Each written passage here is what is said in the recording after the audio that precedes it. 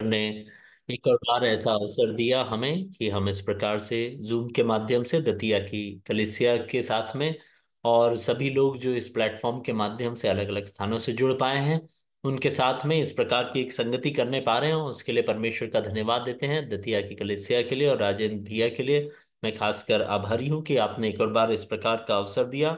महान परमेश्वर का धन्यवाद हो कि आज के दिन पर प्रभु ने हम सबको अपने अपने कार्यों में बहुतायत से आशीष दी और शाम के इस समय हमें एक और अवसर दिया कि हम उसके वचनों में से सीख सकें।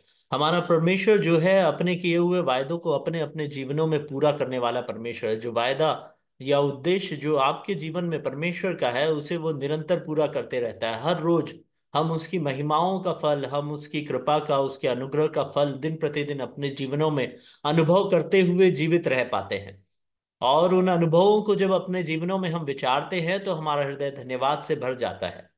और उसी प्रकार से मैं अपने पिछले 4 अनुभव जो दतिया की कलीसिया के साथ में इस प्रकार से बांटने का अवसर मिला था वचन का, उस कारण से जो अनुभव हुए उसके लिए परमेश्वर का धन्यवाद देता हूं कि पाप से समझौता विषय में हमने 4 अध्ययन के सत्र इस प्रकार से परमेश्वर की आत्मा की अगुवाई में हम करने पाए।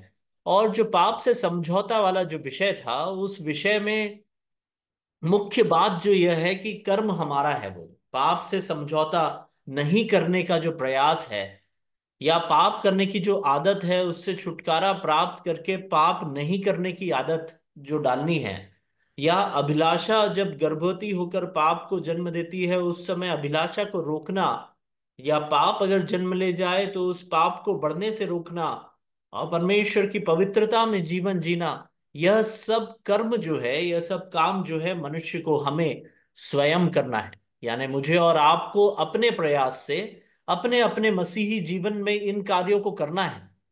तभी जाकर के हम पाप से समझौता नहीं करने वाले लोग बन पाएंगे। नहीं तो हमारा तो जीवन ही पाप से भरा हुआ है और हम निरंतर पाप से समझौता करते ही जाएंगे। तो हमारे जीवनों में बहुत सारी ऐसी चीजें हैं जो परमेश्वर ने हमें करने को कहा है और हमें उन्हें करना चाहिए। और परमेश्वर का वचन, उसका स्पष्ट आदेश मुझे और आपको एकदम स्पष्ट तौर पे देता है। वो ये बताता है कि हमें कौन कौन सी ऐसी चीजें हैं जिन्हें हमें करना चाहिए और कौन कौन सी ऐसी चीजें हैं जिन्हें हमें नहीं करना चाहिए।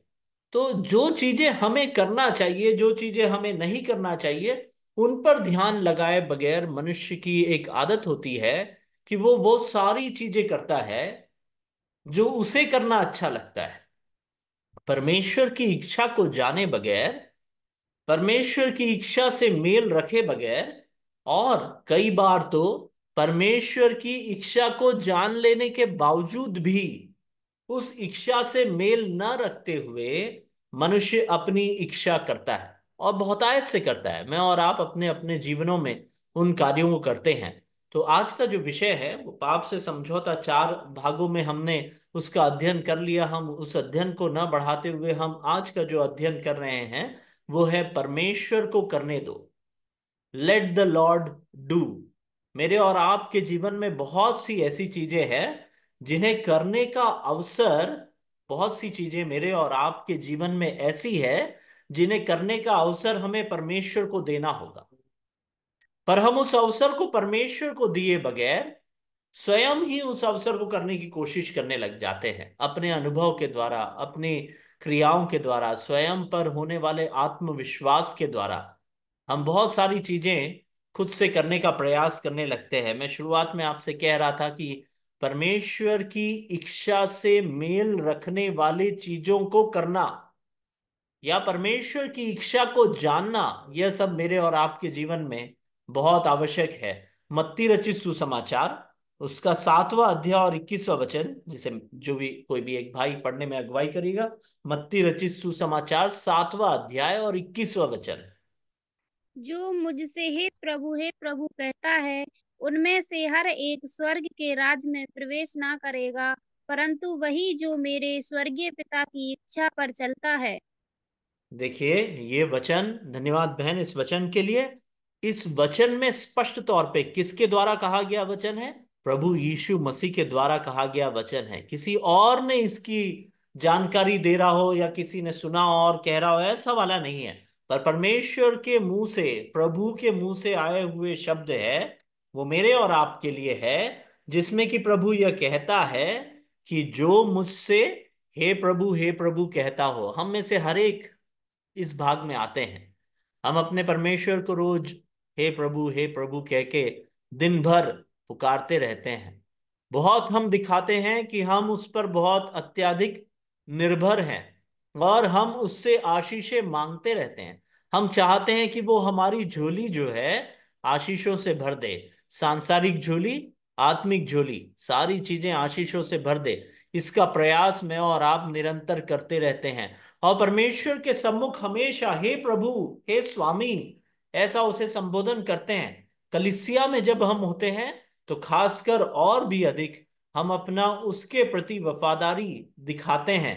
अपनी गुलामी उस प्रभु के प्रति हम दिखाते हैं कि प्रभु मेरा जीवन समर्पित है। हम गीत गाते हैं, सब कुछ यीशु है, मेरा सब कुछ यीशु है, इस दुनिया में मेरे लिए सब कुछ यीशु है। हम बार बार परमेश्वर को यह बात प्रदर्शित करते हैं कि हम उसे प्रभु जानते हैं, और हमारी उसके पीछे इच्छा यह रहती है कि प्रभु मेरे जीवन में आत्मिक आशीषें देगा, प्रभु मेरे जीवन में सांसारिक आशीषें देगा।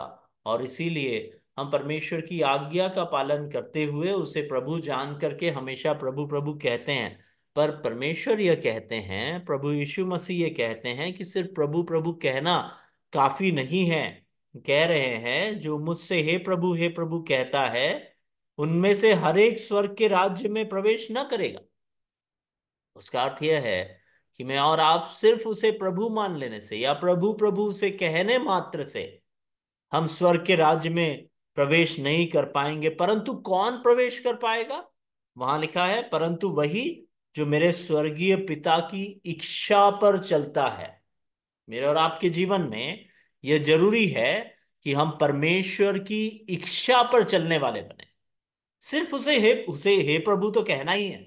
वो मेरा और आपका प्रभु है, वो हमारा उद्धार करता है, वो हमारा स्वामी है, वो हमारा रक्षक है, शरण स्थान है। हमें उसे हे प्रभु कहना ही है, पर उसकी इच्छा पर चलते रहना भी उतना ही आवश्यक है। उसकी इच्छा को जानना और उसकी इच्छा पर चलते रहना हमारा विषय है। परमेश्वर को करने दो। मेरे और आपके जीवन में बहुत सी ऐसी चीजें हैं जिन्हें हम स्वयं करने का प्रयास करते हैं। हम अपने आप पर बहुत अधिक विश्वास रख लेते हैं। हम अपनी इच्छा जान लेते हैं। बचपन में ही हमारी एक इच्छा बन जाती है कि मैं कलेक्टर बनूंगा, मैं पुलिस में नौकरी करूंगा, मैं बड़ा व्यापार करूंगा, मैं प्रभु का बहुत बड़ा सेवक बनूंगा, मैं बड़ा प्रचारक बनूंगा, मैं बहुत आदरणीय बनूंगा। ऐसी कई इच्छाएं बचपन से लेकर के वृद्धावस्था तक मनुष्य के जीवन में मनुष्य लाते रहता है। तो परमेश्वर का वचन क्या कहता है? परमेश्वर पिता की इच्छा पर चलने वाला ही परमेश्वर के राज्य में प्रवेश कर पाएगा। तो हमारे जीवन में बहुत सी इच्छाएं ऐसी होती है जिन इच्छाओं को पूरा करने के लिए मैं और आप निरंतर प्रयत्न करते रहते हैं। लड़कपन से लेकर के पढ़ाई कर करके हमारी एक आदत बन जाती है कि हम पढ़ लिख करके बहुत कुछ कर सकते हैं। और वाकई में हम, ऐसा नहीं है कि पढ़ लिख करके कोई कुछ नहीं कर सकता। पढ़ लिख करके हम बहुत कुछ प्राप्त कर सकते हैं, और आप सब उसके उदाहरण हैं कि आप लोगों ने अपने जीवनों में इस पढ़ाई लिखाई और अध्ययन के द्वारा बहुत कुछ प्राप्त किया। सांसारिक तौर पे और आत्मिक तौर पर भी बाइबल को पढ़ के, बाइबल का अध्ययन करके मैंने और आपने बहुत अधिक परमेश्वर की आशीषों को प्राप्त किया। पर इन सब का इस्तेमाल क्या हमने परमेश्वर की इच्छा को जानने के लिए या उसकी इच्छा पर चलने के लिए किया है क्या? ये मेरे और आपके लिए ज्यादा समझने की और सोचने की और स्वयं से सवाल करने की एक बात है। क्या हमारे जीवनों में मैं और आप खुद पर ज्यादा भरोसा रखते हैं क्या? यही विषय का सार है आज का। क्या हम अपने जीवनों में आने वाली परेशानियों पर, आवश्यकताओं पर, महत्वाकांक्षाएं जो मेरी और आपकी है उन सब पर खुद पर भरोसा रखते हुए अपना जीवन जीते हैं क्या? या परमेश्वर पर भरोसा रख करके अपना जीवन जीते हैं? क्या हम खुद की इच्छा को पूरे करने वाले बन गए हैं या परमेश्वर की इच्छा को पूरे करने वाले बने हुए हैं? आइए हम भजन संहिता उसका 46वां अध्याय और उसके 10वें वचन को पढ़े। भजन संहिता 46वां अध्याय और उसका 10वां वचन, 46 का 10। चुप हो जाओ और जान लो कि मैं ही परमेश्वर हूँ। मैं जातियों में महान हूँ, मैं पृथ्वी भर में महान हूँ। यहां पर मैं परमेश्वर की यह वाणी है जो मुझसे और आपसे ये कह रही है, जिसमें कि लिखा है चुप हो जाओ। अंग्रेजी में लिखा है बी साइलेंट। हमें कुछ भी नहीं करने को कह रहा है। परमेश्वर का वचन हमसे कहता है हमें कुछ भी नहीं करना है। मेरे और आपके जीवन में बहुत सी इच्छाएं, बहुत सी महत्वाकांक्षाएं, जिनको पूरा करने के लिए हम अपने जीवनों में बहुत प्रकार की आदतें डाल लेते हैं। और उन आदतों के भरोसे हम यह समझ लेते हैं कि मैं इसे पूरा कर पाऊंगा। हम अपने इर्द गिर्द ऐसी तंत्र बना लेते हैं, ऐसी प्रणाली बना लेते हैं जिस पर हम बहुत भरोसा करने लगते हैं। अगर मान लो मुझे कुछ हो जाए तो मेरा फलाना भाई मेरी मदद कर देगा। अगर मान लो मुझे कुछ जरूरत पड़ जाए तो मेरे बैंक अकाउंट में जो इतना पैसा पड़ा है वो मेरे काम आएगा। अगर मान लो मुझे कुछ हो जाए तो मैंने वो जो एफडी बनाया हूं उसे तोड़ करके मैं ये कार्य कर लूंगा। अगर मुझे वो चीज करना है तो उस समय मैं फलाने भाई को फोन करूंगा और वो उस समय आके मुझे लेके जाएगा और इस कार्य को पूरा करेगा। हम अपने बच्चों पर, अपने मित्रों पर, अपने अड़ोसी पड़ोसियों पर, समाज के लोगों पर और न जाने कितने सारे लोगों पर, अपनी स्वयं की बुद्धि पर, समझ पर, अपने बल पर, अपने बैंक बैलेंस पर, अपनी पहचान पर, इन सारी चीजों पर अत्यधिक भरोसा करने लग जाते हैं। और इस दौरान यह भूल जाते हैं कि हमारा जो परमेश्वर है वो सर्वव्यापी, सर्वशक्तिमान और सर्वज्ञानी परमेश्वर है। हम उस पर भरोसा करना धीरे धीरे कम कर देते हैं और स्वयं के बनाए हुए तंत्र पर, स्वयं के बनाए हुए रिश्तों पर, स्वयं के बनाए हुए धन पर अधिक भरोसा करने वाले हो जाते हैं। पर परमेश्वर का वचन भजन संहिता 46 में यह कहता है चुप हो जाओ और जान लो कि मैं ही परमेश्वर हूं। मैं जातियों में महान हूं और पृथ्वी भर में महान हूं। हमारा परमेश्वर हमसे यह आज्ञा देता है कि मैं और आप अपने जीवन में इतना परिश्रम, इतनी निर्भरता जो बाकी सारी चीजों पर करते हैं, उन्हें छोड़ करके सिर्फ और सिर्फ परमेश्वर पर ही पूरी तरह से निर्भर हो जाएं। वो यह नहीं चाहता कि हम अपनी निर्भरता स्वयं पर रखें। वो यह नहीं चाहता कि हमारी निर्भरता अपनी बुद्धि पर हो। पर वो कहता है कि चुप हो जाओ, मुझे काम करने का अवसर दो तुम्हारे जीवन में। मुझ पर भरोसा रखो, मुझ पर निर्भर रहो। मैं यहोवा हूं, मैं ही परमेश्वर हूं और मैं जातियों में महान हूं और पृथ्वी भर में मैं महान हूं। मैं और आप जिस प्रभु के पीछे हो लिए हैं वो पृथ्वी भर में महान परमेश्वर है। और हम उसका उदाहरण अभी आगे देखेंगे। वो ये कह रहा है कि अपने आप पर होने वाली निर्भरता छोड़ दो। मेरे और आपके जीवन में आज की शाम यह वचन यही कार्य करने पाए कि हम अपनी प्रणालियों पर, अपने तंत्र पर, अपने बैंक बैलेंस पर, अपने रिश्तेदारों पर, अपने संबंधों पर अत्यधिक भरोसा करना बंद करके सिर्फ और सिर्फ अपने परमेश्वर पर भरोसा रखने वाले हो और शांत रह करके, चुपचाप रह करके अपने परमेश्वर पर अपनी निर्भरता दिखाएं।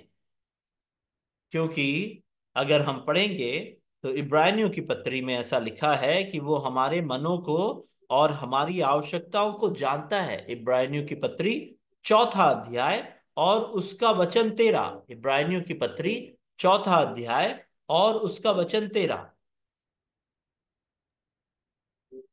सृष्टि की कोई वस्तु उससे छिपी नहीं है, वरन जिससे हमें काम है उसकी आंखों के सामने सब वस्तुएं खुली और प्रकट हैं।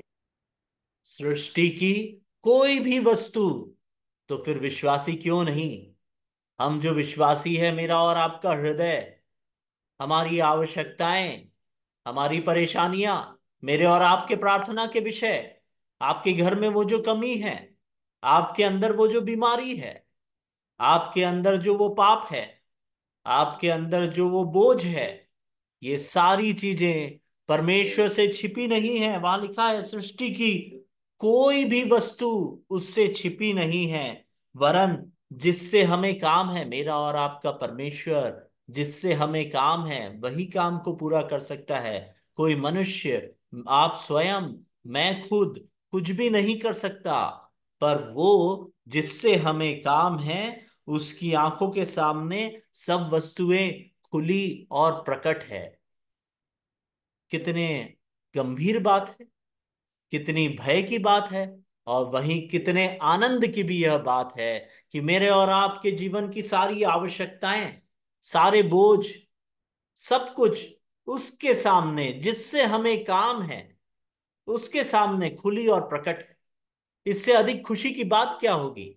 मेरे प्रियो, आज शाम को आपके हृदय में जो कुछ भी बोझ है, वह बोझ जिसे आप खत्म करने का इतना परिश्रम कई सालों से कर रहे हैं, कई महीनों से कर रहे हैं, कई दिनों से कर रहे हैं, वो परमेश्वर के सामने खुली और प्रकट है। और जब वो खुली और प्रकट है, वो स्वर्ग से हमें देख करके यह कहता है कि चुपचाप रहे, मुझ पर भरोसा कर, मैं परमेश्वर हूं, मैं यहोवा हूं, मैं पृथ्वी भर में महान हूं। मेरे और आपके जीवन की हर एक समस्या को, हर एक परेशानी को, हर एक आवश्यकता को अगर हम परमेश्वर पर पूरी निर्भरता से छोड़ देते हैं, तो वह इस योग्य है, वो सक्षम है कि वह उस आवश्यकता को अपने उचित समय में पूरा करे, क्योंकि वो महान पराक्रमी परमेश्वर है। और वो जानता है कि आपके हृदय में क्या है। उसके सामने सब कुछ खुला और प्रकट है। यह कैसे होगा कि हम परमेश्वर के सम्मुख अपनी चीजों को कैसे लेकर के जाए? सबसे पहले तो हमें उस पर विश्वास रखना होगा। और यहाँ जितने भी लोग जुड़े हैं, वे सब परमेश्वर पर विश्वास करने वाले विश्वासी हैं। तो आपको और मुझे विश्वास के विषय में बताने की कोई आवश्यकता नहीं है। हम उस पर विश्वास करने वाले लोग हैं। पर अपने जीवनों में, मैं दोबारा दोहराऊंगा, हमने ऐसी प्रणाली बना ली है, ऐसे संबंध बना लिए हैं जिन पर हमें ज्यादा भरोसा है। परमेश्वर से अधिक भरोसा हम अपने बनाए हुए तंत्रों पर करने लग गए हैं।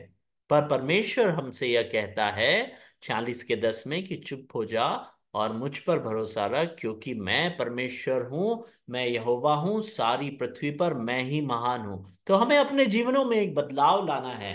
हमें क्या कार्य करना है? हमें पाप करने से बचना है, हमें पाप से समझौता करने से बचना है, हमें परमेश्वर की इच्छा जानना है और उस इच्छा के अनुरूप चलना है। सिर्फ प्रभु प्रभु बुला करके काम नहीं होगा। और वह सब जब हम करते हैं, तो हमारे जीवनों में जो भी आवश्यकताएं हैं, जो परेशानियां हैं, उनके मार्गदर्शन के लिए, उसमें द्वार खोलने के लिए हमें परमेश्वर पर निर्भर रहना है और चुपचाप निर्भर रहना है। उसके लिए बहुत हल्ला करने की, बहुत ज्यादा कुछ कार्य करने की, कोई कर्म करने की, कोई रीति रिवाजों का पालन करने की कोई आवश्यकता नहीं है। परमेश्वर का वचन स्पष्ट है, चुपचाप रहो। अगर परमेश्वर के सम्मुख आप टूटे हुए हृदय के साथ में चुपचाप हैं, तो वो जरूर आपके लिए कार्य करेगा। प्रार्थना करना हमारे लिए जरूरी है। परमेश्वर का वचन पढ़ करके उसकी इच्छा को जानना और अपनी आवश्यकताएं जो हैं, जो उसके सामने खुली और प्रकट है, उनके विषय में उसके सम्मुख प्रार्थना करना हमें जरूरी है। हम इसके विषय में याकूब की पत्री 5वां अध्याय 13वें वचन में पढ़ते हैं। याकूब 5 का 13, उसमें क्या लिखा है हम पढ़ेंगे।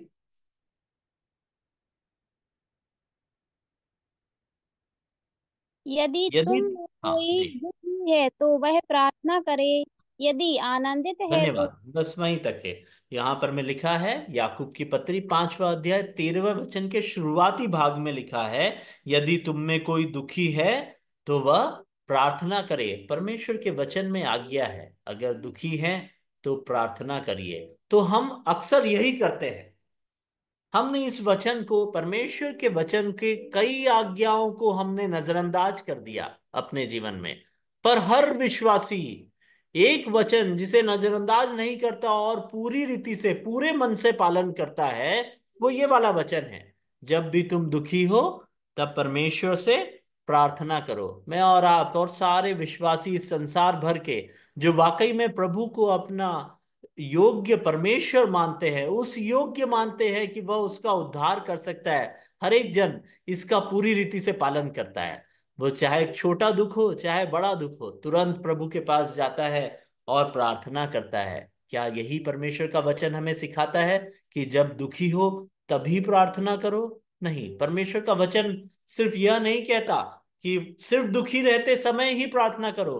पर पहला थिस्सलुनीकियों उसका 5वां अध्याय और वचन 17, पहला थिस्सलुनीकियों 5वां अध्याय वचन 17 यह कहता है निरंतर प्रार्थना में लगे रहो। आप उस वचन को लिख लीजिएगा, पहला थिस्सलुनीकियों 5 का 17, निरंतर प्रार्थना में लगे रहो। और साथ ही साथ रोमियो की पत्री उसका 12वां अध्याय और 12वां वचन, रोमियो की पत्री 12वां अध्याय उसका 12वां वचन, उसमें भी पौलुस इस प्रकार से लिखता है कि प्रार्थना में नित्य लगे रहो।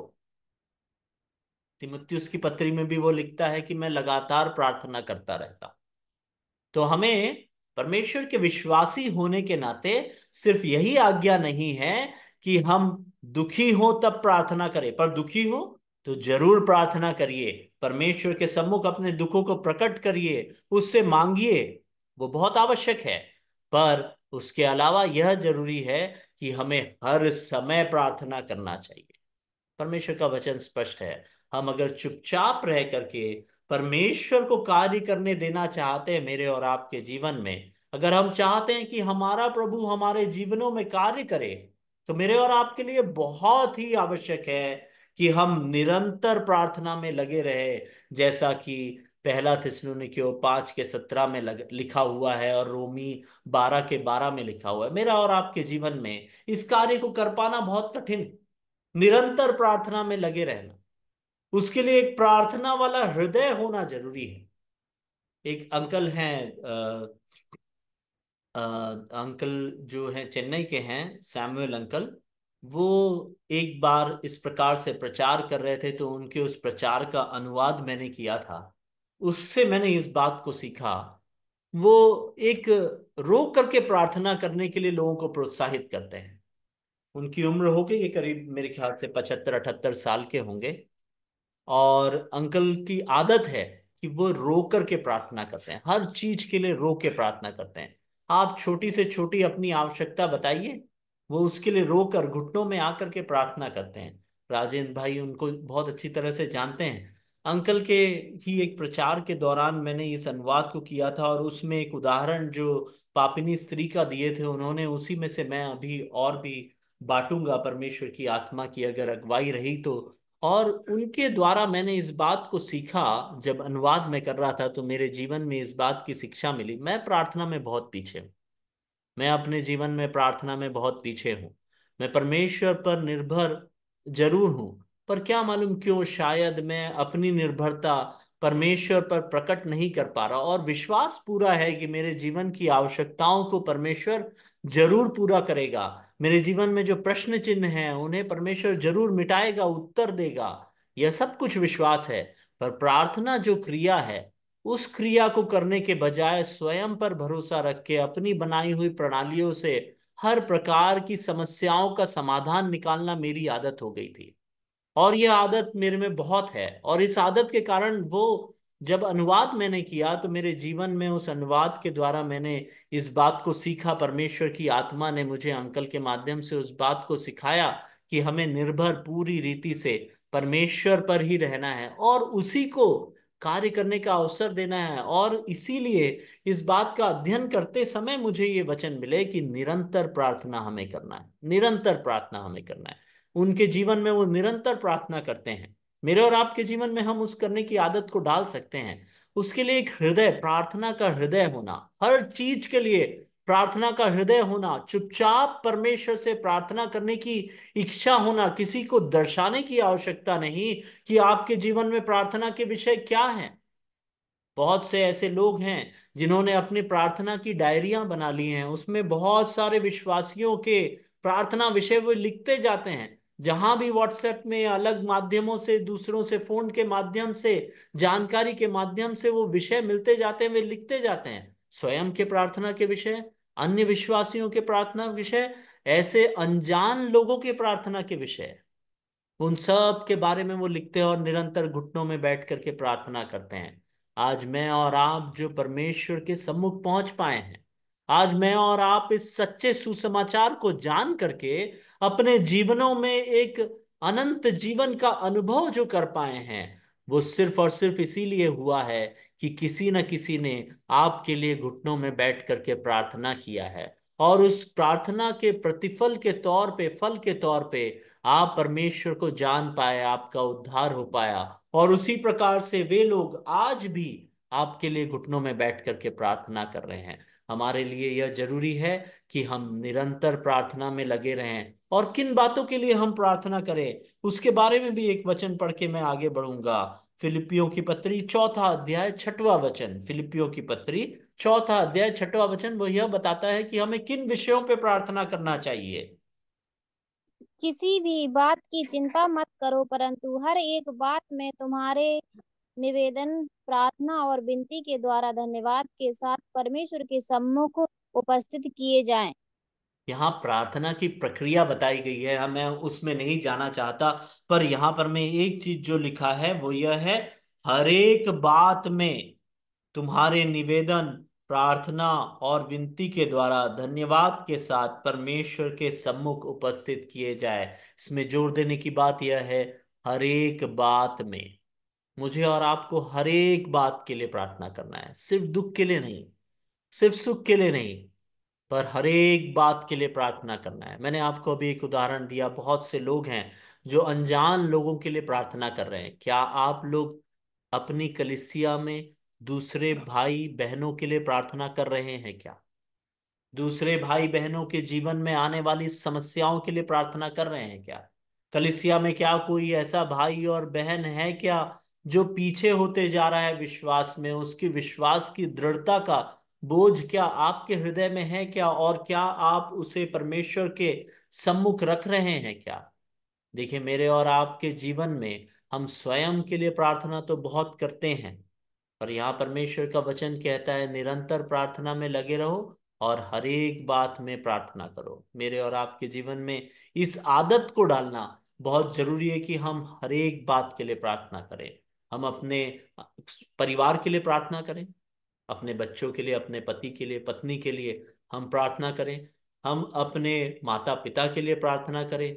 हम अपने कलीसिया के लिए प्रार्थना करें कि आपकी कलीसिया, जिस कलीसिया में परमेश्वर ने आपको रखा है, वह कलीसिया आत्मिक उन्नति को प्राप्त करे। उस कलीसिया में जो भी परेशानियां आपको बताई गई है, लोगों के प्रार्थना के विषय बताए गए हैं, उन्हें बिना भूले उन्हें प्रार्थना में डालिए। आपकी प्रार्थनाओं को परमेश्वर जरूर सुनेगा और उसका क्रेडिट आपको नहीं पर परमेश्वर को मिलना चाहिए। परमेश्वर की कलीसिया का वही अर्थ है कि सारी कलीसिया मिल करके परमेश्वर को महिमा का कारण बने। हमें वो भी जानना बहुत जरूरी है कि हम अपनी बड़ाई के लिए, अपनी महिमा के लिए नहीं, पर परमेश्वर की महिमा के लिए इस कार्य को करें, क्योंकि उसने कहा है चुपचाप रहो, मैं परमेश्वर हूं। हमें किसी और पर निर्भर रहने की आवश्यकता नहीं, पर परमेश्वर पर निर्भर रहेंगे तो परमेश्वर उस अद्भुत कार्य को करेगा। और जब किसी और के जीवन में आप उस अद्भुत कार्य को आपके प्रार्थना के प्रतिफल के तौर पे देखेंगे, तो आप उस परमेश्वर की सामर्थ्य को और अधिक जान पाएंगे, आपका विश्वास और दृढ़ होगा, आप कलीसिया की आत्मिक उन्नति का भाग बन पाएंगे। मैं अक्सर यह कहता हूं कि परमेश्वर ने बहुत से वरदान लोगों को दिए हैं, बहुत से वरदान दिए। किसी को गीत गाने का वरदान, किसी को प्रचार करने का वरदान, किसी को दान देने का वरदान, किसी को एक दूसरे को प्रोत्साहित करने का वरदान। ऐसे कितने सारे वरदान परमेश्वर ने दिए हैं और ये सारे वरदान बड़े सुंदर दिखते हैं। मुझे आपके साथ वचन बांटने के लिए अवसर मिला। कई बार ऐसा होता होगा कि लोग सोचते हो कि मुझे भी काश ये वरदान मिले कि मैं परमेश्वर का वचन बांट पाऊं। जब मैं अच्छे गायकों को गाते हुए देखता हूं, तो मुझे लगता है कि कितना सुंदर वरदान परमेश्वर ने उन्हें दिया है। कई वरदान अलग दिख जाते हैं, कि ये वरदान कितना अच्छा है, दान देने वाले का वरदान, ये सब वरदान दिख जाते हैं। पर कई वरदान ऐसे हैं जो गुप्त है, पर उनका प्रभाव इन वरदानों से जो दिख रहे हैं उनसे कई गुना अधिक है। और मैं ये कहता हूं अक्सर कि प्रार्थना करने का वरदान हर एक विश्वासी को मिला है। ऐसा कोई भी विश्वासी नहीं जिसे प्रार्थना करने का वरदान न मिला हो। इसीलिए परमेश्वर का वचन उसमें बांटते हुए यह नहीं कहता कि तुम्हें प्रार्थना करने का भी वरदान मिला है, क्योंकि वह वरदान सबको एक समान मिला है। हम उस वरदान को उपयोग में लाएं। परमेश्वर का वचन हमें बार बार चिताता है कि हमें परमेश्वर के दिए हुए वरदानों का उपयोग करना चाहिए। रोमियो की पत्री 12वां अध्याय उसके चौथे वचन में हम आ जाए। रोमियो की पत्री 12वां अध्याय उसके चौथे वचन में परमेश्वर की आज्ञा वहां स्पष्ट है। क्योंकि जैसे हमारी एक देह में बहुत से अंग हैं और सब अंगों का एक ही सा काम नहीं। हाँ, 5वां भी पढ़िएगा बहन, 5 से मैं बोलता हूँ वहां तक पढ़िएगा, छठवें वचन वैसा तक पढ़िएगा। वैसा ही हम जो बहुत हैं मसीह में एक देह होकर आपस में एक दूसरे के अंग हैं, जबकि उस अनुग्रह के अनुसार जो हमें दिया गया है, हमें भिन्न भिन्न वरदान मिले हैं। तो जिसको भविष्यवाणी का दान मिला मिला हो, वह विश्वास के परिमाण के अनुसार भविष्यवाणी करे।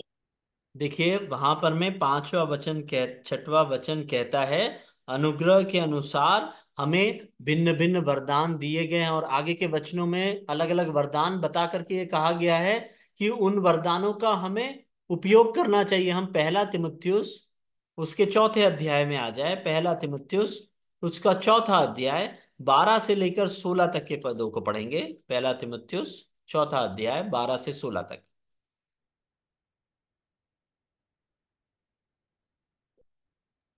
कोई तेरी जवानी को तुच्छ ना समझने पाए, पर वचन और चाल चलन और प्रेम और विश्वास और पवित्रता में विश्वासियों के लिए आदर्श बन जा।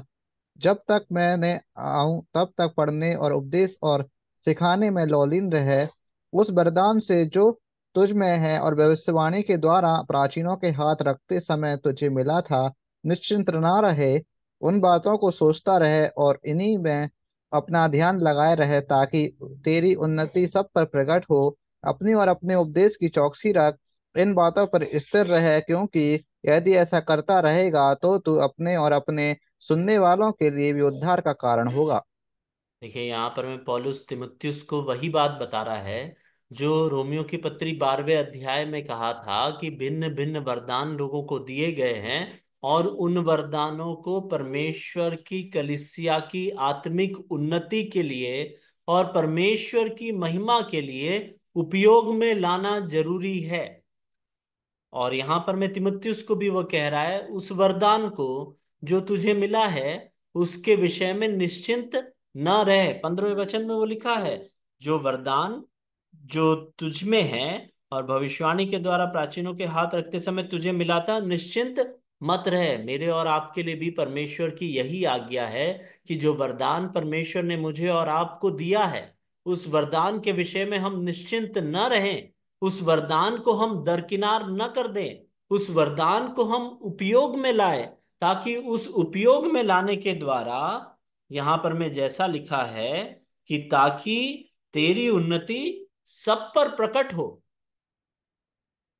मैं और आप जब अपने वरदानों को जो परमेश्वर ने हमें दिया है उनको उपयोग में लाते हैं तो हमारी उन्नति सब पर प्रकट होती है। बहुत अच्छा लगता है ये वचन। उसके आगे क्या लिखा है, अपनी उन्नति सब पर प्रकट हो, उसका अर्थ क्या है?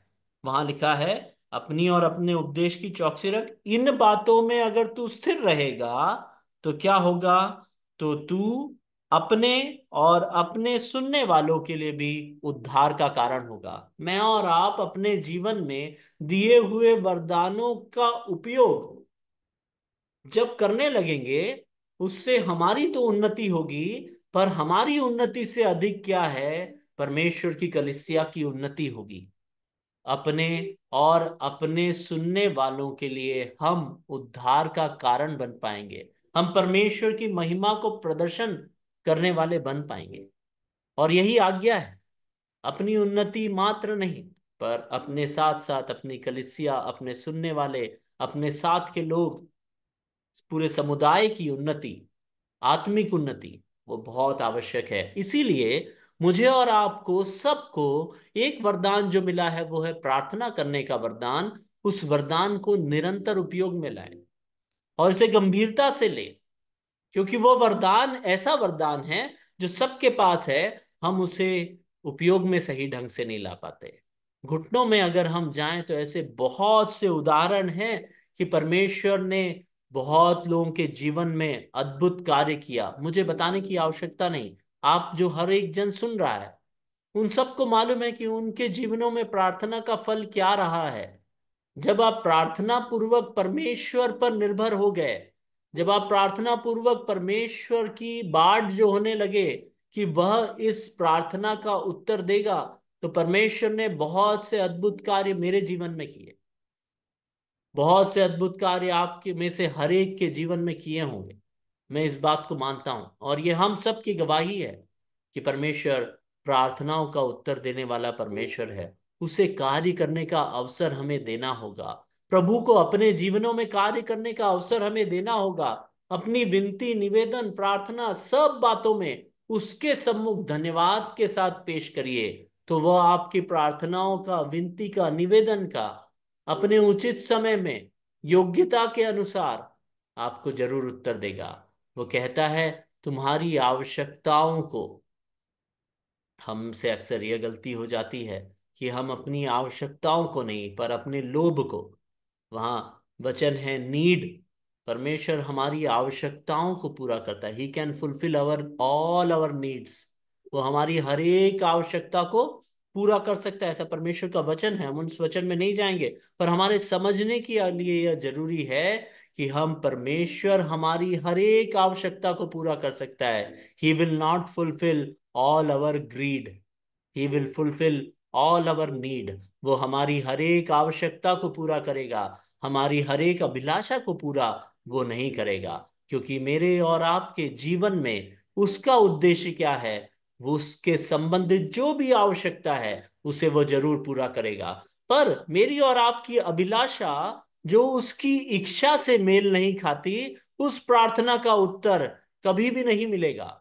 उस प्रार्थना के लिए हम चाहे कितना भी परिश्रम कर ले, परमेश्वर उसका उत्तर नहीं देगा, क्योंकि वह मेरी और आपकी आवश्यकता नहीं है। परमेश्वर का वचन स्पष्ट है, वह तुम्हारी हर एक आवश्यकता को, हर एक घटी को पूरा करेगा। घटी शब्द का इस्तेमाल किया गया है। जो भी उद्देश्य मेरे और आपके जीवन से परमेश्वर को है, उस उद्देश्य को पूरा करने के लिए जो भी घटी मेरे और आपके जीवन में है, उस घटी को वो जरूर पूरा करेगा।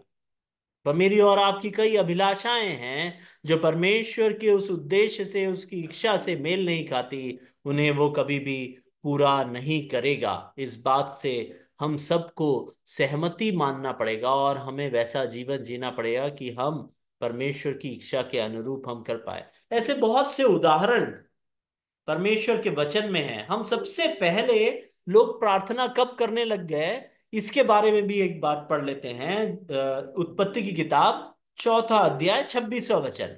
उत्पत्ति की किताब चौथा अध्याय 26वां वचन।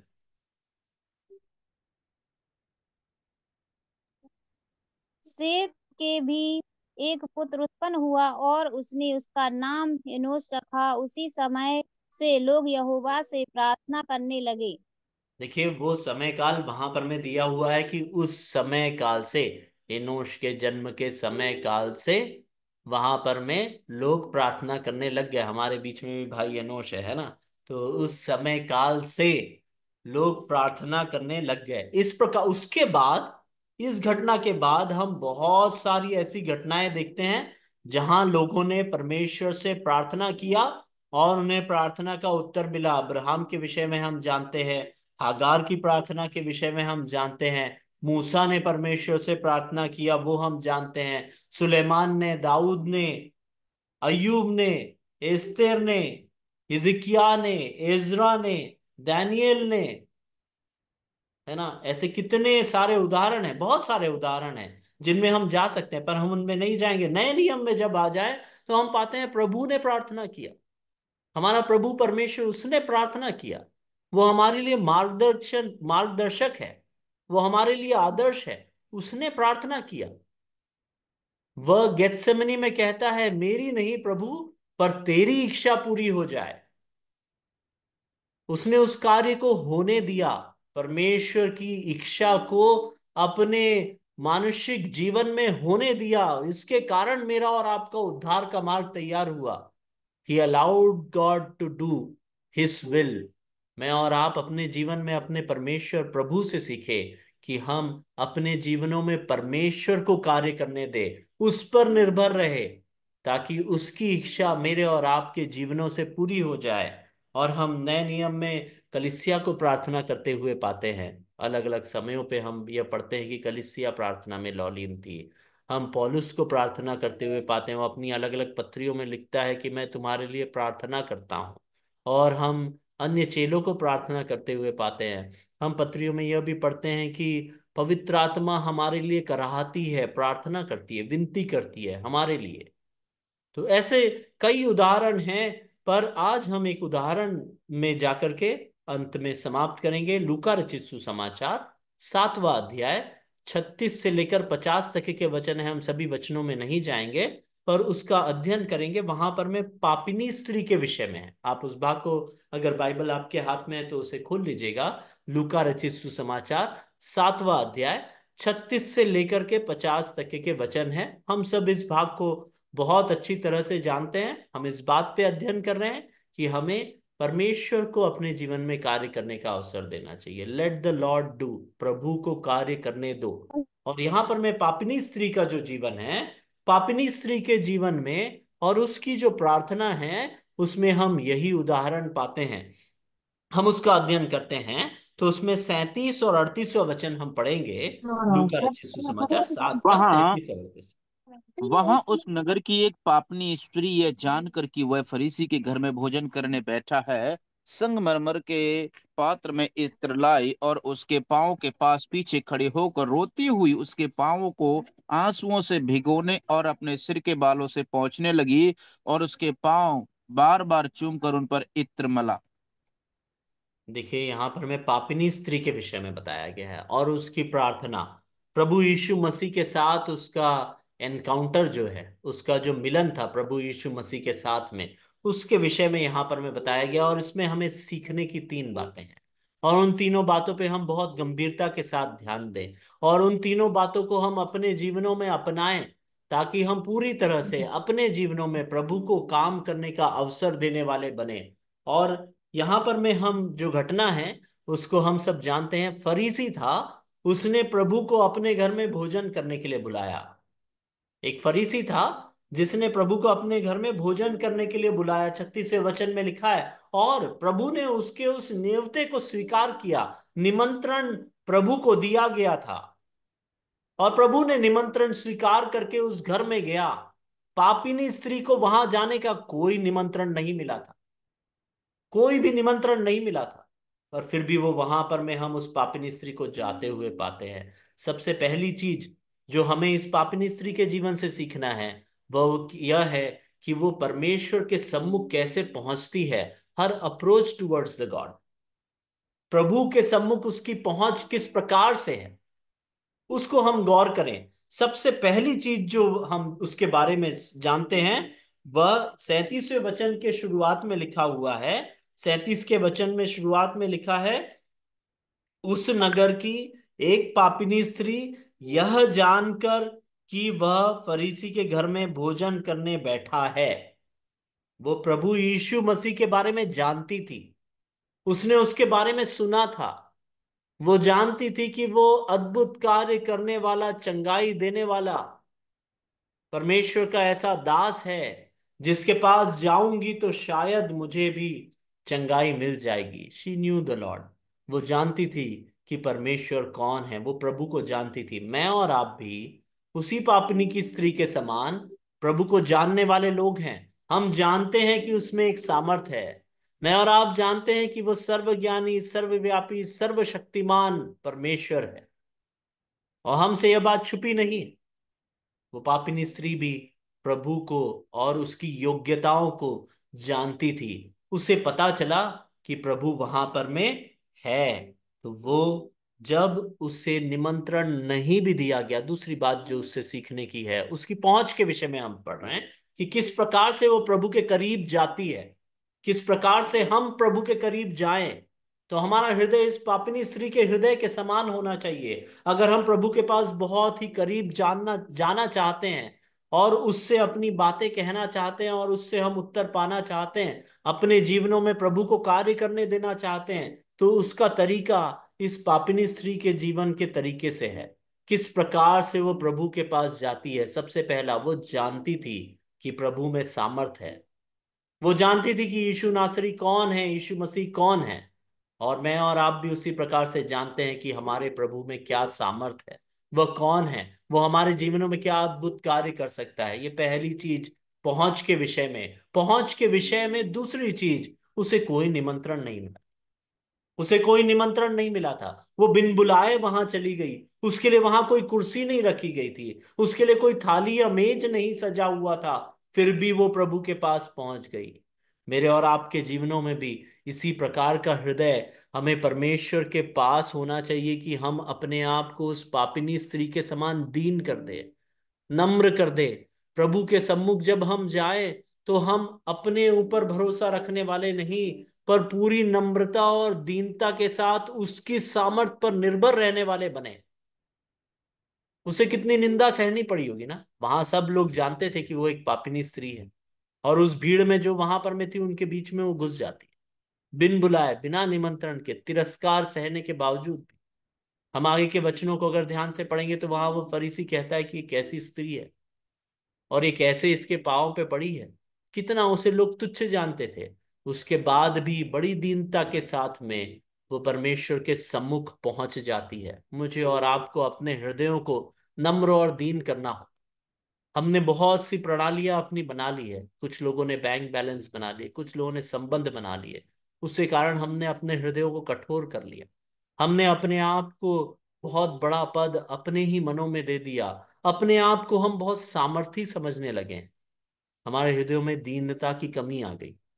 हमारे लिए जरूरी है कि हम अपने हृदयों को, अपने आप को हम दीन करें, उस पापिनी स्त्री के समान बहुत दीनता के साथ में वो परमेश्वर के सम्मुख पहुंच गए, अनुग्रह के सिंहासन के सम्मुख। जब मैं और आप जाएं तो अपने हृदयों को दीन करके जाएं, जैसा कि वो पापिनी स्त्री ने करी। उसने वहां लज्जा की कोई चिंता नहीं करी, उसने तिरस्कार की कोई चिंता नहीं करी। हमारे साथ अक्सर ये होने लगा है कलीसियाओं में कि हम अगर बहुत ज्यादा दीन हो जाएंगे, हम प्रभु के सम्मुख अपनी हर बात को करने लगेंगे, कलीसिया में हम प्रार्थना करते हुए पाए जाएंगे, रोते हुए पाए जाएंगे, आंसू बहाकर प्रभु से प्रार्थना करते हुए पाए जाएंगे, तो मेरे बाजू में बैठा भाई मेरे बारे में क्या सोचेगा, या बहन क्या सोचेगी, अगुवे क्या सोचेंगे, इस बात की चिंता हमें होने लगी। हम जब अपने घरों में प्रभु पर निर्भर है करके दूसरों को कह नहीं पाते, हम ये नहीं कह पाते कि मैं अपने जीवन में प्रभु पर निर्भर हूं, क्योंकि हम सोचते हैं कि लोग हमें तुच्छ और मूर्ख समझेंगे कि ये कैसा मूर्ख मनुष्य है जो प्रभु पर निर्भर है, कुछ कर ही नहीं रहा है। हम अपने जीवनों की कठिनाइयों में प्रभु पर पूरी तरह से बिना शर्म किए हुए, दूसरों के बारे में सोचे बगैर, लज्जा की कोई चिंता किए बगैर, सर्वशक्तिमान प्रभु के सम्मुख अपने आप को दीन करें। हम बहुत दीन हृदय के साथ और निर्लज्जता के साथ, लज्जा के साथ नहीं, प्रभु के सम्मुख आए और अपने हृदय को खोल के रखे। प्रभु उसमें हमें पापिनी स्त्री के समान उत्तर देगा। और एक और बात जो खास वहां पर में लिखी हुई है कि वो वहां पर में जाती है, अंत में लिखा है 37वें वचन में, संगमरमर के पात्र में इत्र लेकर आती है। वो पापिनी स्त्री अपने साथ में प्रभु के लिए कुछ लेके आती है। मैं और आप प्रभु के उस महान अनुग्रह के सिंहासन के सम्मुख प्रतिदिन निरंतर जब जाते हैं तो हम खाली पात्र लेकर जाते हैं। हम कुछ उस पात्र में भर दो, ये मांगने के लिए जाते हैं। वो भी अपने हृदय को खोल करके, दीनता के साथ, निर्लज्जता के साथ में उस जगह पर मैं गई पर प्रभु को कुछ देने गई। तो हम भी धन्यवाद रूपी बलिदान, मेरे और आपके जीवन में उसके द्वारा किए हुए बातों को, उस सुगंधित चीजों को, उस सुगंध को क्या हम दूसरों के बीच में फैला पाते हैं क्या? मेरे और आपके जीवन में जरूरी है कि अगर हम चाहते हैं कि परमेश्वर हमारे जीवनों में कार्य करे, तो हमें पापिनी स्त्री के समान बिना बुलाए परमेश्वर के उस अनुग्रह के सिंहासन के सम्मुख दीनता के साथ जाना होगा, क्योंकि हम उसी के समान जानते हैं कि हमारा जो प्रभु है वो सामर्थी है।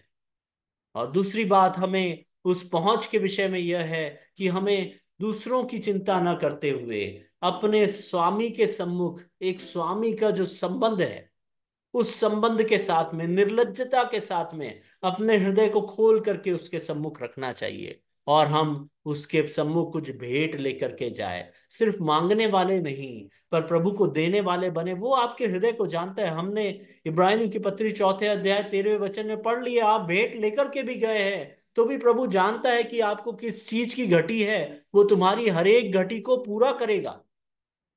हमारा हृदय उसके लिए तैयार होना चाहिए, प्रभु के लिए भेंट लेकर के जाए। उसकी पहुंच के विषय में हमने 3 बातों को पढ़ा। पहला ये था, वो प्रभु के पास कैसे गई? वो प्रभु को जान करके गई कि वो प्रभु सामर्थी है। दूसरी बात, वो प्रभु के साथ पास में दीनता के साथ गई। तीसरी बात, उसने किसी भी चीज की लज्जा नहीं करी। उससे लज्जा नहीं आई प्रभु के पास जाकर के रोने में, इतने सारे लोगों के बीच में वहां पहुंचने में, बिना बुलाए वो वहां पहुंच गई। चौथी बात, वो प्रभु के लिए भेंट लेकर के गई।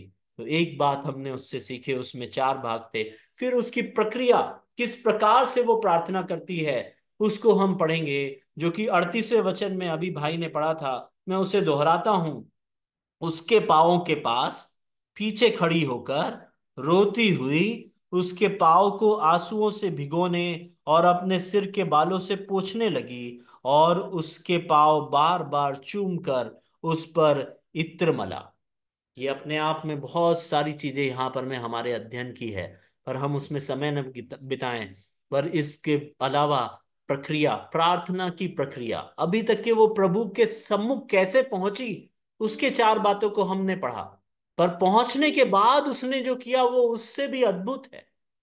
बहुत कठिनाई से वो वहां पहुंच गई, पर वो क्या हुआ? हम पाते हैं उसके पाँव के पास हमें प्रभु के करीब जाना होगा।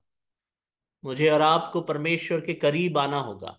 अगर मेरे और आपके जीवन में हम परमेश्वर को कार्य करते हुए देखना चाहते हैं, अद्भुत कार्य मेरे और आपके जीवन में अगर होना हम चाहते हैं, तो हमें उसके करीब जाना होगा।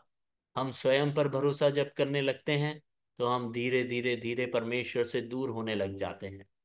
अगर कोई लहर में अगर कोई सामान को रख दिया जाए, आपने अगर लहरों में, अगर कोई तालाब में ले जाकर के कोई ट्यूब को आप एक कोने में रख दीजिए, उस लहर के साथ बहते बहते बहते थोड़ी देर बाद वो ट्यूब जो तालाब के बीचों बीच जगह पे पहुंच जाती है, क्योंकि उस बहाव में वो दूर होते जाती है।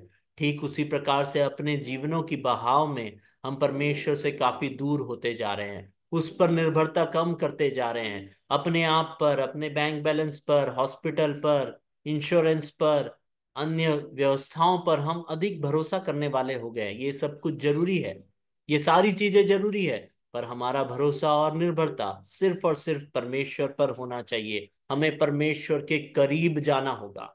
मुझे और आपको प्रतिदिन प्रभु के करीब आना होगा। और उसके बाद में वो लिखा है कि वो पीछे खड़ी होकर, वो किसी के सम्मुख अपने आप को नहीं दिखा रही थी। वो वहां पर मैं जाकर के चिल्लाई नहीं कि प्रभु मैं आ गई हूं, मेरी प्रार्थना सुन। वो वहां चुपचाप खड़ी थी, वो पीछे खड़ी थी। और पीछे खड़ी होकर के उसने अपने हृदय की बात को वहां रख दिया, कुछ अपने जबान से नहीं, पर आंसुओं के द्वारा। हम वहां पर में पढ़ते हैं, उसके पीछे खड़ी होकर रोने लगी। वो क्यों रोई होगी? उसका हृदय टूटा होगा, और उसके दुख जो है और उसकी प्रार्थना जो है, उसका निवेदन जो है, वो आंसुओं की तौर पे बह करके प्रभु के पांवों पर गए। उसने प्रभु से कुछ नहीं मांगा, उसने प्रभु से कुछ नहीं मांगा। उसने अपने आंसुओं से उसके गंदे पांव, जो कि हम आगे पढ़ते हैं, जब वो फरीसी जब उस पे सवाल उठाता है, तो प्रभु कहता है कि मैं दूर से आया, तूने मेरे पाँव को नहीं धोया, पर इसने अपने आंसुओं से मेरे पाँव को धोया है। उसके पाँव कितने गंदे रहे हों, धूल से भरे हुए। उस पाँव को उसने आंसुओं से धोई और उसे अपने बालों से पोंछी। आप सोच सकते हैं उसके बाल कितने गंदे हुए होंगे। उसने कोई बात की चिंता नहीं करी। परमेश्वर की सेवा हम इसी प्रकार से उसके परिणाम को सोचे बगैर परमेश्वर की महिमा के लिए अगर करेंगे तो वह हमारे हृदय को जांचेगा। और हमारे हृदय में जो हमारी आवश्यकता है वो उससे छिपी नहीं है। वो जानता था कि यह आंसुओं में क्या है संदेश। वो जानता था कि इसके मन का बोझ क्या है। उसे उद्धार चाहिए, उसे छुटकारा चाहिए। और 47 से लेकर के 50 तक के वचनों में हम जब जाते हैं तो हम तीसरे भाग में आ जाते हैं, प्रभु का उत्तर उसके जीवन में क्या है। और उससे मुख्य बात यह है, वो भेंट जो वो लाई थी इत्र, वो भेंट जो वो लाई थी इत्र, उसको भी उसने वहां पर में बांटा। मेरे प्रियो, मेरे और आपके जीवन में बहुत से भेंट परमेश्वर के द्वारा दिए हुए हैं। संगमरमर के पात्रों में भर भर के हमने उन भेंटों का अनुभव किया है। उन भेंटों को अगर हम धन्यवाद रूपी बलिदान के तौर पर प्रभु के चरणों में बिना कुछ चिल्लाए हुए, बिना बहुत ज्यादा प्रदर्शन किए हुए, बिना बहुत ज्यादा दिखावे के साथ अपने हृदयों को खोल करके शांति के साथ चुपचाप रह करके परमेश्वर के सम्मुख अगर लाएंगे तो मेरे और आपके जीवनों की हर एक आवश्यकता जो परमेश्वर की इच्छा से मेल खाती है उसे पूरा करने में वो सामर्थी है। और वो आपकी प्रार्थनाओं को सुनेगा। और इस पापिनी स्त्री की तरह ही मेरे और आपके जीवन में भी हम आनंद, उद्धार और छुटकारे का अनुभव कर पाएंगे। 47 से लेकर के 50वें वचन तक के प्रभु उसे उसकी उस प्रार्थना का परिणाम देते हैं। 47वें वचन में प्रभु कहते हैं, मैं तुझसे कहता हूं कि इसके पाप जो बहुत थे, इसके पाप जो बहुत थे वो क्षमा हुए, क्योंकि इसने बहुत प्रेम किया। प्रभु मुझसे और आपसे बहुत प्रेम चाहता है। वो हमारे बहुत से पापों को क्षमा कर सकता है। और उसके बाद में 48वें वचन में वो उससे कहता है, स्त्री से कहता है, तेरे पाप क्षमा हुए। उसका जो पाप था, पूरे पूरे उस जगह के लोगों को मालूम था। हर एक जानता था कि यह पापिनी स्त्री है। और उसके उस बड़े पाप को प्रभु ने क्षमा किया। क्या उसने चिल्लाया? क्या उसने बहुत परिश्रम किया? क्या उसने वहां पर में कुछ ऐसा प्रदर्शन किया जिसके कारण प्रभु उसकी ओर आकर्षित हुआ? प्रभु ऐसी चीजों से आकर्षित नहीं होता मेरे प्रियो। हम अपने आप पर भरोसा न रखते हुए पूरी तरह से चुपचाप होकर के अपने जीवनों को, अपने हृदयों को परमेश्वर के सम्मुख जब उड़ेल देते हैं तो प्रभु कहता है मुझसे और आपसे कि तेरे पाप क्षमा हुए। और उसने उस स्त्री से कहा, तेरे विश्वास ने तुझे बचा लिया है, कुशल से चली जा। आज शाम के समय परमेश्वर मुझसे और आपसे भी यही कह रहे हैं कि अगर हम अपने पापों को उसके सम्मुख रखेंगे, हम अपनी आवश्यकताओं को आंसुओं के साथ उस पापिनी स्त्री की जिस प्रकार की पहुंच थी प्रभु की ओर, बिना निमंत्रण के, कोई लज्जा की चिंता किए बगैर, भेंट लेकर के और चुपचाप रह करके अपने हृदय को जब उसने परमेश्वर के सम्मुख खोल दी, मेरे प्रियो, मेरे और आपके प्रोत्साहन के लिए इससे बड़ा परिणाम नहीं हो सकता कि उसे परमेश्वर कहते हैं तेरे पाप क्षमा हुए, कुशल से चली जा। हम सब अपने जीवनों में कुशल ही तो चाहते हैं। अगर हम अपने जीवनों में इस प्रकार का कुशल चाहते हैं तो उसका एक ही मार्ग है जो कि परमेश्वर ने तैयार किया है। इसीलिए हमें अपने जीवनों में परमेश्वर को कार्य करने का अवसर देना चाहिए। प्रार्थना के द्वारा निरंतर प्रार्थना में लगे रहो। हर एक बात में परमेश्वर से प्रार्थना करो, सिर्फ अपने लिए ही नहीं पर अन्य विश्वासियों के लिए, कलीसिया के लिए, देश के लिए, देश के प्रधानों के लिए, विश्व के लिए। तो परमेश्वर की शांति मेरे और आपके हृदयों में वास कर पाएगी और हम परमेश्वर के उस वचन का अनुभव कर पाएंगे कि तेरे पाप क्षमा हुए, कुशल से चली जा। एक और बार मैं दतिया की कलीसिया का एक और बार धन्यवाद देना चाहता हूं कि आप लोगों ने इस प्रकार से अवसर दिया कि परमेश्वर के वचन में से इस प्रकार से आप सबके साथ में बांट पाऊं और इस भाग का अध्ययन कर पाऊं। इसलिए परमेश्वर का धन्यवाद देता हूं और आप सबका भी धन्यवाद देता हूं। परमेश्वर के नाम की महिमा हो।